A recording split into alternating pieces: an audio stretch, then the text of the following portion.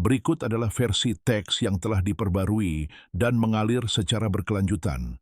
Struktur bab dan ide yang sama, tetapi ditulis ulang dengan susunan kalimat yang lebih segar, ritme yang lebih ketat, panjang kalimat yang sedikit bervariasi, dan kepadatan yang dipertahankan agar sesuai untuk penyampaian lisan sekitar 10 menit. Tanpa penomoran subtopik, transisi yang mulus, nada yang sama, dan kejernihan yang dingin dan strategis. Ada alasan mengapa banyak pria menjalani hubungan dengan perasaan selalu tertinggal satu langkah. Seperti pemain dalam permainan yang buku aturannya tidak pernah diberikan kepada mereka. Ini bukan kekurangan karakter. Ini bukan nasib buruk yang terus-menerus. Ini jelas bukan takdir. Ini hanyalah ketidaktahuan tentang arus tak terlihat yang bergerak di bawah percakapan sopan dan niat yang dinyatakan. Kekuatan-kekuatan ini tidak meminta persetujuan, tidak peduli tentang keadilan, dan tetap acuh tak acuh terhadap teori pribadi kita tentang apa yang seharusnya menjadi cinta. Keretakan pertama terjadi saat Anda menyadari bahwa sebagian besar yang diajarkan masyarakat kepada Anda tentang hasrat adalah cerita yang menenangkan, bukan deskripsi operasional. Ketika Schopenhauer memberi judul karya utamanya Dunia sebagai Kehendak dan Representasi, ia tidak mencoba untuk mendapatkan simpati. Ia sedang menggambarkan sebuah mesin. Baginya, manusia tidak dikendalikan oleh akal budi yang mulia, tetapi oleh dorongan kuno, buta, dan impersonal, kehendak. Arus yang muncul dalam diri kita sebagai impuls mentah, daya tarik magnetik, fiksasi, dan penipuan diri yang diperlukan, terutama ketika seks berperan. Apa yang terasa seperti pilihan saya, seringkali hanyalah eksekusi yang didelegasikan.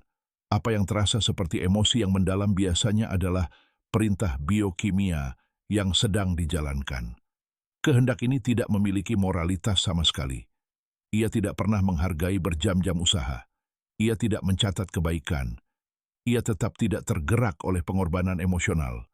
Ia menggunakan romansa sebagai daya pikat, gairah sebagai pendorong, idealisasi sebagai agen penenang, semuanya untuk melayani satu arahan dingin, mereplikasi spesies sefisien mungkin. Begitu mekanisme itu terlihat, sesuatu di dalam diam-diam retak. Keinginan tidak pernah dirancang untuk adil. Ia dirancang untuk berfungsi. Schopenhauer dicap sebagai misoginis oleh orang-orang yang tidak dapat memisahkan pengamatan dari penilaian moral. Dia tidak mengutuk perempuan. Dia mengungkap sirkuit yang berjalan melalui kedua jenis kelamin. Hanya sebagian orang yang belajar mengamati arus sementara sebagian besar terbawa arus, dengan keyakinan bahwa mereka sedang mengemudikannya. Sebagian besar lebih suka mengganti nama arus menjadi cinta karena alternatifnya menuntut tatapan yang lebih dingin.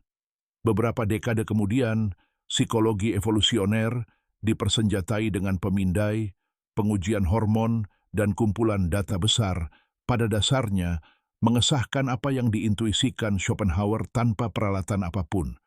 Daya tarik mengatur dirinya sendiri di sekitar sinyal fungsional, bukan deklarasi romantis. Ia menjawab nilai yang ditampilkan, bukan janji yang diumumkan. Ketika seorang pria mencoba untuk menawar daya tarik menggunakan kerja emosional, kehendak membaca manuver itu sebagai kerapuhan adaptif. Balasannya biasanya berupa ketidakpedulian, uji coba yang tidak masuk akal, keheningan, atau menghilang secara sopan. Ini bukan seruan untuk kepahitan. Ini adalah seruan untuk kejelasan. Tujuannya bukanlah untuk membenci wanita, tetapi untuk berhenti dipermainkan oleh ilusi yang secara sistematis menempatkan Anda sebagai orang yang menunggu, membenarkan, dan mengkalibrasi tanpa henti. Begitu Anda memahami bagaimana hasrat sebenarnya terbentuk, sistem koordinat internal Anda akan bergeser. Pencarian validasi memudar. Operasi yang tenang menggantikannya. Pergeseran diam-diam dan tak terduga, itulah yang mengubah cara Anda dibaca. Kesadaran yang tidak nyaman itu tidak membuat seorang pria menjadi pahit. Itu justru membangunkannya. Dan seorang pria yang terbangun tidak pernah memohon hasrat. Ia mengatur kerangkanya, sehingga hasrat harus datang mencari. Ada pola yang tampak mulia dari luar, namun diam-diam mengikis dari dalam. Dan hampir setiap pria melakukannya tanpa sadar. Ia percaya bahwa membanjiri seorang wanita dengan kasih sayang yang stabil, upaya tanpa lelah, dan ketersediaan emosional total merupakan bukti tak terbantahkan dari nilai maskulin yang tinggi. Ia menawarkan diri sebelum undangan apapun, berinvestasi sebelum pemeriksaan apapun, mengklarifikasi sebelum tuduhan apapun. Kesalahan perhitungan yang fatal. Hasrat tidak menguraikan niat. Ini menerjemahkan bingkai. Ketika Anda memberikan akses tanpa batasan, tanpa hambatan, sinyal di sekitarnya bukanlah pengabdian, melainkan keterbacaan. Dan dalam ranah daya tarik, keterbacaan yang sempurna secara diam-diam mengikis ketegangan. Schopenhauer menyebut cinta romantis sebagai tipu daya paling cerdas dari spesies ini. Bukan karena sinisme, tetapi karena ketelitian. Apa yang disebut pria sebagai sentimen mulia, kehendak menggunakannya sebagai pengungkit, gairah berkobar, keterikatan menebal, kisah batin yang rumit berputar, semua untuk mengarahkan organisme menuju reproduksi. Tidak ada perjanjian sentimental dalam transaksi tersebut. Hanya ada navigasi.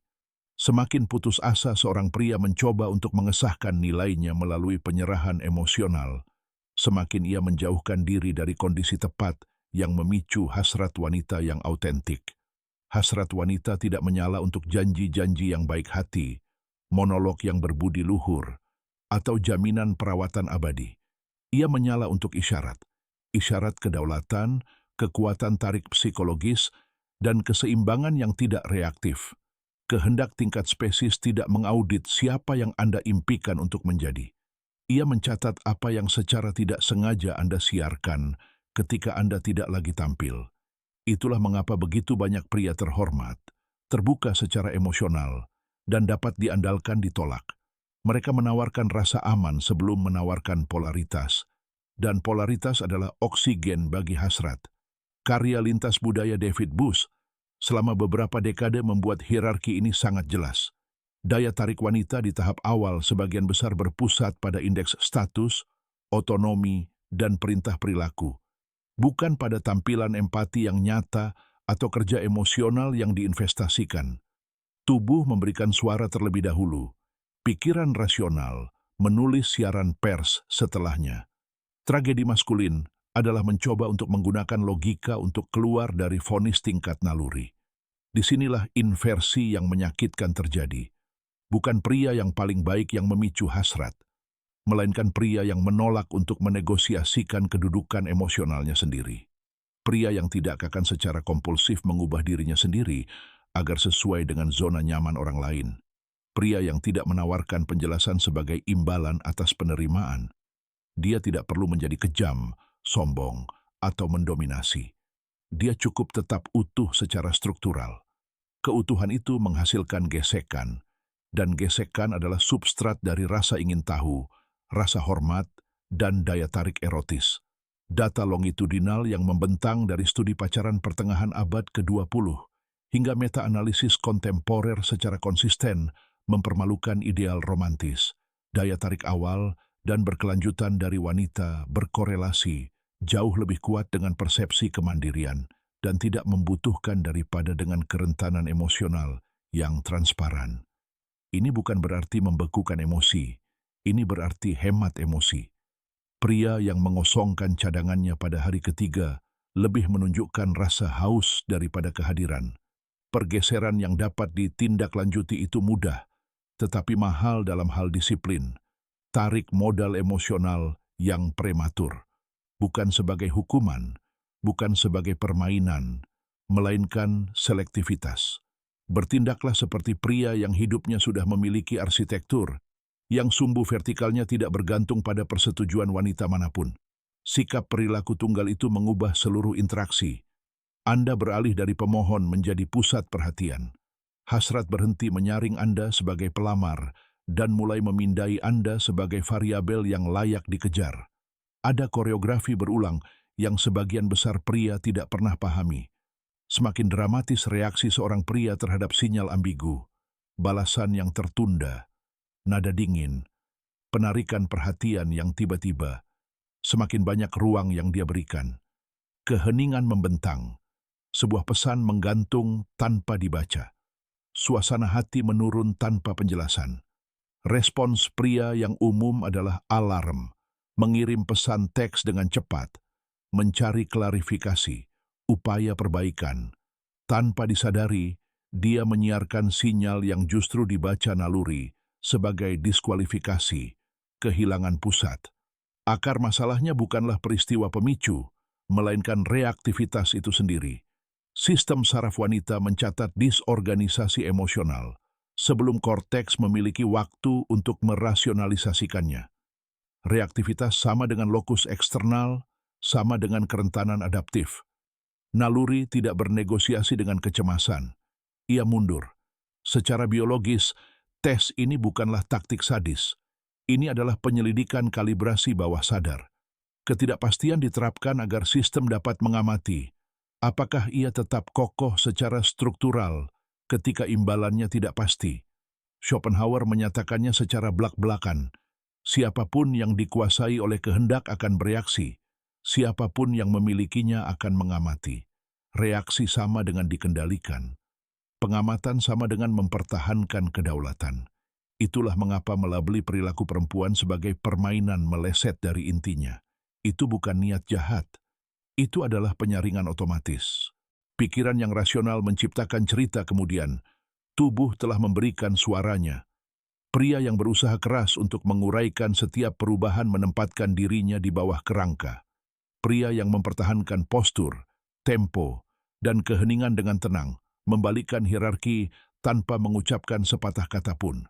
Neuroscience sosial, kelompok Stanford dan lainnya, menunjukkan bahwa pengaturan diri emosional pria di bawah ketidakpastian secara dramatis meningkatkan peringkat kompetensi, kepercayaan, dan daya tarik seksual, seringkali mengalahkan sifat fisik mentah. Perintah internal secara tidak sadar disamakan dengan kapasitas kepemimpinan, dan pada tingkat naluri yang dalam, kepemimpinan dierotisasi. Disiplin praktisnya sangat sederhana. Lebih banyak diam, lebih sedikit kata. Latih respons tertunda, bukan sebagai taktik, tetapi sebagai kebersihan sistem saraf. Wajah netral selama provokasi, bukan dingin, tetapi kedewasaan. Keheningan yang nyaman, bukan kekosongan, tetapi kehadiran yang terkompresi. Aturan emas yang membedakan pria yang menjaga daya tarik tetap hidup dari mereka yang memadamkannya. Jangan pernah mengejar jaminan emosional selama ujian. Siapapun yang meminta klarifikasi menyerahkan kerangka.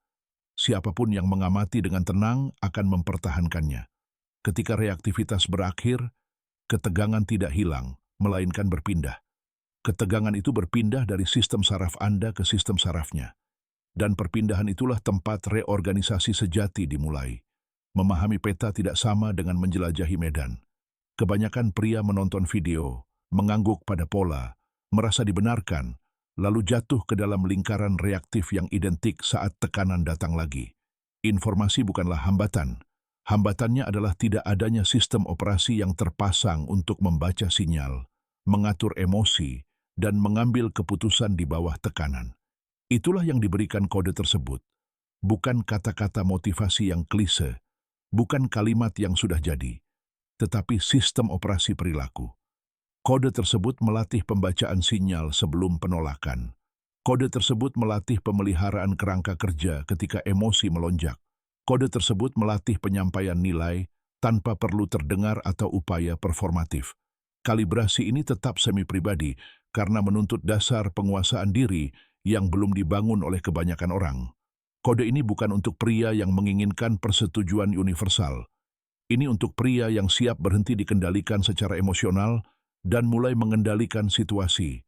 Akses ada di tautan komentar dan deskripsi yang disematkan. Siapapun yang sudah setuju secara intelektual, namun masih kehilangan ketenangan di bawah tekanan, sudah tahu mengapa langkah selanjutnya penting. Pembalikan lain yang hampir tidak ingin ditelan siapapun. Perilaku yang dipuji masyarakat sebagai dewasa dan dapat diandalkan seringkali mematikan dalam dinamika daya tarik. Pria yang membuat dirinya hadir secara maksimal, responsif secara maksimal, akomodatif secara maksimal, percaya bahwa konsistensi sama dengan nilai. Pada kenyataannya, di bidang erotis, ketersediaan yang berlebihan runtuh menjadi kategori aman, tetapi mudah dilupakan. Keamanan menenangkan. Ketenangan menghilangkan ketegangan. Tidak ada ketegangan sama dengan tidak ada hasrat. Schopenhauer mengamati dengan akurasi yang tanpa ampun. Kehendak tetap lapar hanya selama ada gesekan. Penyerahan penuh menghabiskan impuls. Kebosanan akan datang, bukan karena nilai moral telah hilang, tetapi karena nilai psikis hidup dalam kontras.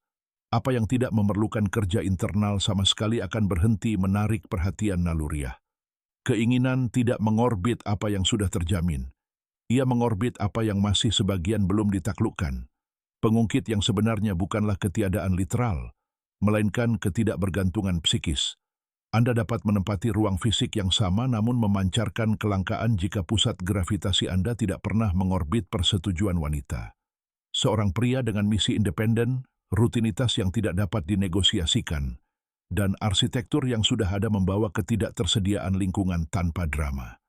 Penelitian penentuan diri, Universitas Rochester dan lainnya, menegaskan, otonomi yang dirasakan adalah salah satu prediktor terkuat dari daya tarik interpersonal yang berkelanjutan. Ketika seseorang merasa Anda memilih kedekatan daripada membutuhkannya, nilai yang diberikan bergeser ke atas. Otonomi melahirkan rasa hormat. Rasa hormat mempertahankan daya tarik. Eksekusinya adalah arsitektur internal, bukan tipu daya. Investasikan energi utama pada misi, keahlian, kemajuan, bukan pada validasi waktu nyata. Kehadirannya menjadi lebih kuat, ucapan menjadi lebih jarang, kurang bersifat justifikasi. Bukan misteri yang dibuat-buat, melainkan ketiadaan kebutuhan untuk melakukan audisi. Dia tidak pernah mengumumkan perubahan tersebut. Dia tidak pernah secara dramatis menarik diri. Dia membangun kehidupan yang secara struktural membatasi kapasitas emosional. Batasan struktural itu tidak dibaca sebagai hukuman, melainkan sebagai kaliber. Keinginan tidak mengejar pemohon. Ia melayang menuju ketidakbutuhan. Schopenhauer tidak pernah menulis untuk menghibur. Ia menulis untuk mengungkap mekanisme. Mesin yang ia petakan tetap mengganggu, karena justru mempermalukan di tempat ego laki-laki paling menginginkan perlindungan. Cinta tidak pernah dirancang untuk menyelamatkan Anda. Cinta dirancang untuk menginterogasi Anda, kedaulatan Anda, kejelasan Anda, kemampuan Anda, untuk tetap utuh. Ketika kehendak mencoba mengambil alih secara paksa, kegagalan daya tarik hampir tidak pernah berasal dari sifat-sifat yang hilang. Kegagalan itu berasal dari sikap yang buruk terhadap keinginan itu sendiri. Laki-laki mencoba mendapatkan seleksi ketika seharusnya mereka mempertahankan keutuhan. Mereka mencoba membujuk ketika seharusnya mereka hadir. Mereka mencoba menenangkan ketika seharusnya mereka menguasai diri. Setiap gerakan menyerahkan kerangka dan memindahkan mereka ke hilir kebutuhan. Kebutuhan tidak pernah dierotisasi pada tingkat naluri. Aksioma yang membebaskan namun brutal. Saat Anda berhenti mencari persetujuan, Anda berubah spesies. Anda berhenti menjadi komoditas dan menjadi orang luar. Keinginan tidak mengkristal di sekitar pria yang terlalu banyak memberi. Keinginan mengkristal di sekitar pria yang membatasi akses emosional tanpa meminta maaf. Reorientasi bersifat internal. Singkirkan respons perempuan dari pusat identitas. Berlabuh kembali pada diri sendiri. Rayuan bukanlah pertunjukan, rayuan bukanlah kebutuhan. Itu adalah kehadiran tanpa keterikatan. Itu adalah keinginan tanpa memohon. Itu adalah mempertahankan poros sementara, yang lain mendorong, menarik, menguji, menghilang. Perempuan tidak menjawab penjelasan yang berlebihan, pembenaran yang berlebihan, transparansi yang putus asa. Mereka menjawab perintah diri, karena perintah secara diam-diam mengkomunikasikan arah, ketahanan, dan nilai. Itulah titik tepat di mana kode tersebut menjadi relevan. Bukan tumpukan gimmick lainnya. Sistem dekode untuk kehendak yang bergerak.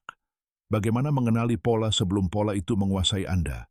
Bagaimana menjaga struktur saat tekanan meningkat? Bagaimana memancarkan nilai yang tidak bergantung pada timbal balik langsung? Ini bukan buku panduan untuk mendapatkan wanita. Ini adalah perlengkapan untuk berhenti kehilangan diri Anda dalam medan gravitasi mereka. Pria yang menginternalisasi kehendak berhenti dikendalikan olehnya. Pria yang menguasai kode tersebut berhenti bereaksi, berhenti menjelaskan secara berlebihan, berhenti menawar nilai. Mereka mengamati, mereka memilih, mereka bergerak dengan bersih. Kesenjangan antara upaya terus-menerus dan keberadaan tanpa usaha bukanlah penampilan, bukan keberuntungan, bukan kosakata. Itu selalu tentang siapa yang belajar memenangkan kontes internal sebelum melangkah ke medan eksternal.